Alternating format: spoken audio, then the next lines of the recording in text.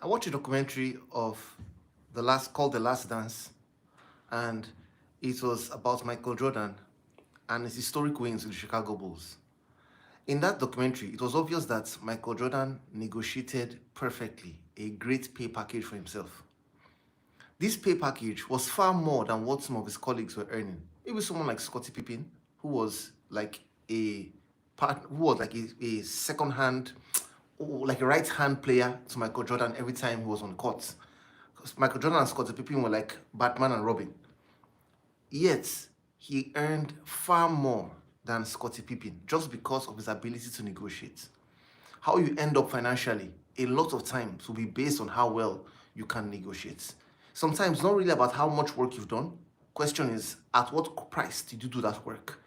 Such that it earned you a lot more financially, give you more time, and give you more success in every area of your life.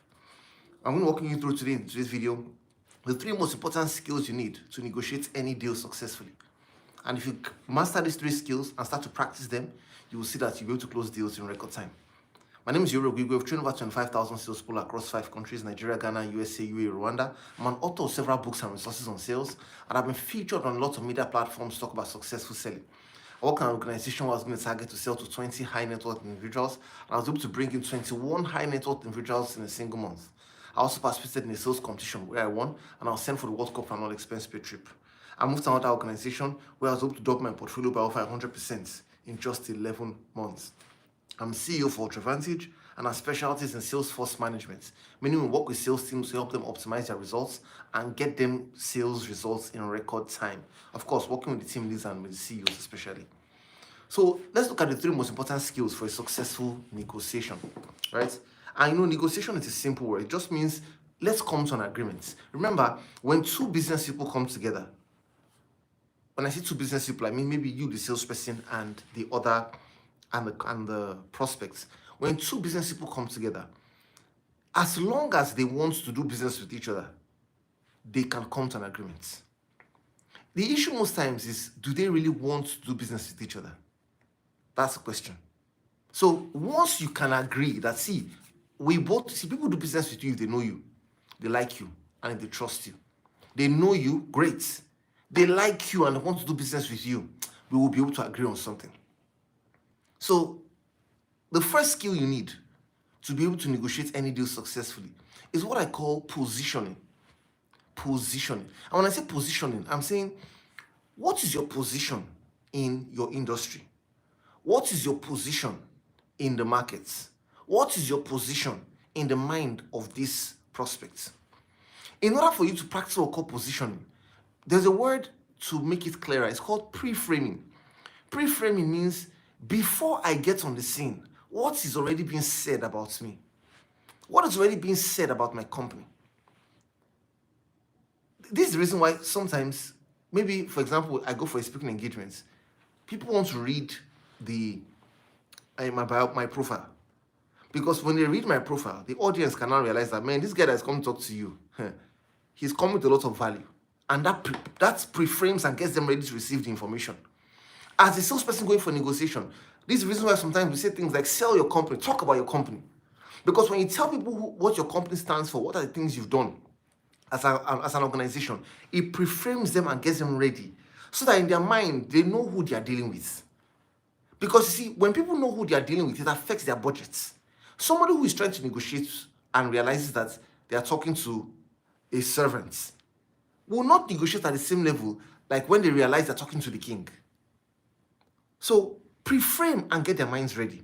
And there are many things you can do to pre-frame successfully to get people's minds ready. For example, if you talk about the people you've done this work for, when you talk about your existing clients, those you served, whose problems you solved, and so that's why sometimes you want to solve problems for people at the highest points in every industry or at the highest level in the market. So that when people know that you solve problems for these people, they feel confident that, yes, we want to do business with you. Like I said at the beginning of the video, when two business people come together and they agree they want to do business together, a deal can come out successfully. That will be a win-win. So the issue is pre-frame. Make them have something strong about you already before you even show up on the scene. So apart from talking about who your existing clients are, what's your personal brand? What's your personal brand? Even if you're a salesperson working in an organization, who are you? I remember many years ago, I referred someone to a client to do business with. One of my clients, right? He was trying to buy a property. When I referred this lady, I called the client, and this is what the client said. The client said, wow, I checked her out. She even had a website. Did you hear that? Now, this is not today. No, today everybody needs to have a website. But this was several years ago, right? And I don't know, maybe, I don't recall how many years, maybe 2018. But you see, this was a period where if people had a website, especially people in the real estate space, it was like, wow, this was a big deal. So the client told me, he says, wow, man, well, I want to go ahead. She even has a website. That's a pre-frame. A referral is what refers you. Are you aware that that also pre-frames the client as well? Because the person knows that, man, if this guy could refer this person most likely could be the person I'm looking for to do a good job with. Another thing that can also help you too, to also create a pre-frame, apart from your talking about your existing clients, those you don't work for, selling your company successfully, your personal brand, you can also practice effective storytelling. What are your success stories? What are your testimonials? When you share testimonials and let people know the kind of problems you've been able to solve, the level at which you'll be able to solve them, it affects how you pre-frame and gets them ready for the negotiation. Are you aware your associations as well? Your brand, who is your brand affiliated with? Who is your brand associated with? Who do they see you with as a salesperson? Your company, who are the people that you work with? So all these affiliations also go a long way to pre-frame, such as when you begin the negotiation, you already feel like, this person we're talking to, we may need to look at how much we are willing to pay. We need to look at our budget because of who we're engaging. So pre-framing is a powerful skill. Sometimes even your dressing can be a pre-framing. Your dressing. Because when you walk in and you dress excellently, and they look at you head to toe. I remember I was running a coaching program for a client. When I was coaching this lady, she said to me, she was having issue with the person she was trying to negotiate with over the phone. They were having a lot of back and forth. They couldn't come to an agreement. For some reason, they had a meeting. She mentioned to me that when the lawyer saw her, the lady said, is it you have been talking to? She said, yes. She said, from then on, the negotiation changed. Can you imagine? So maybe she saw the way her car, she saw the way she dressed, everything. And this coaching client, she used to dress ostentatiously. When they saw the way she dressed, she just said, man, okay. It affected the negotiation. So think of pre-framing. Think of the fact that before I begin this negotiation, what does this person probably know about me? How much marketing have I done? Marketing too is a pre-frame. How much marketing have I done to make it possible for the person to know that I am the go-to person for this service or this solution? How much marketing have you done? So pre-framing gives you the leverage in a negotiation. So constantly think, how am I positioned? How am I pre-framed? Or how can I pre-frame? The second skill you need for a successful negotiation, ladies and gentlemen, listening skills. Don't underestimate the power of listening. A lot of times when we say things like listening, people think, listening, it's not just to hear what somebody's saying. If you are still talking like that, it's because you don't know what listening is. Listening and hearing are not the same thing.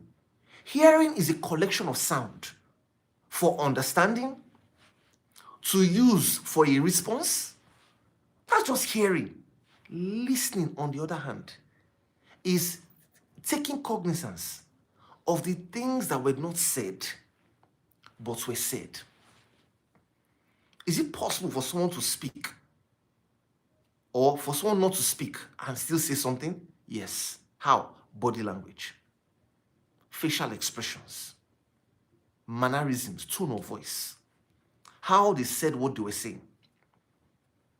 Listening tracks for that because that's the most important thing. See, when you're engaging someone and you notice that from the very foundation or from the person's heart, you know exactly what the problem is the person is trying to solve. And the person feels like you know exactly what it is that they want. They feel understood. You come to an agreement. And like I said at the beginning of this video, when two business people come together and they really want to do business together, an agreement will come out. So you must show them that you really want to do business. You must, one of the ways you show the prospect that, see, I really want to do business with you, is when you listen to them. When you listen with all your heart. Yeah, I was at the supermarket the other day, and I saw the power of listening. Apparently, this lady who was attending to me, before now, I felt she had treated me in a rude way because she didn't listen to me, or the way she ignored me. It wasn't just a nice experience for me. Now, I was at the supermarket recently, and I went to buy some things. Apparently, the last time I bought this product from this supermarket, they were all rotten. I said, wow, these things I bought were all rotten last time I bought it. And the lady says, oh, are you serious? Oh, wow. Oh, so sorry about that. Maybe you should have returned it. Okay, when did you discover? She started asking me questions and really listened to me. Now, I knew that what she was suggesting to me wasn't a real solution, because there was no way that solution she was giving me would have worked. In fact, I went to her, but if I did, that would have happened. She said, well, maybe not, but but the way she listened to me, I felt touched. To show you that when you are listened to and the person feels touched, they are ready to compromise how much they would have loved to pay. They're ready to pay more because they want to work with you. Because the two business people come together and they want to do business, an agreement to come up. So practice effective listening. And there are 7 steps to effective listening. Number 1, mental disposition. You want to set your mind. My intention is not to reply. My intention is to understand. Number 2, physical disposition. You want to sit and possibly face this person. And that's why I say, as much as possible, take negotiations away from the phone to virtual meetings or face-to-face. Number 3, you want to make sounds to show that you're listening. Okay. Number 4, you don't want to interrupt. Let the person finish and see what's on their mind. Number 5, while you're listening, you may miss some points along the line. Ask questions for clarification. But don't interrupt to give any information of value. Number 6, when the person is done talking, pause. 3 to 5 seconds is okay. Number 7, after pausing, paraphrase what the person has said, then reply. When the person says, okay, so how much is it? Okay, so I'll get to that shortly. Then you start to go into the value communication. Because you see, value communication is like a pre-frame as well, right? You want to communicate values. At this point, you have the opportunity to share your success stories. You have the opportunity to talk about people you've done business with. You have the opportunity to possibly sell your company. Whatever it is you have to do to make the person know that, see, you're dealing with somebody at this level, not at this level. And finally, analytical skills. You see, analytical skills are very, very important.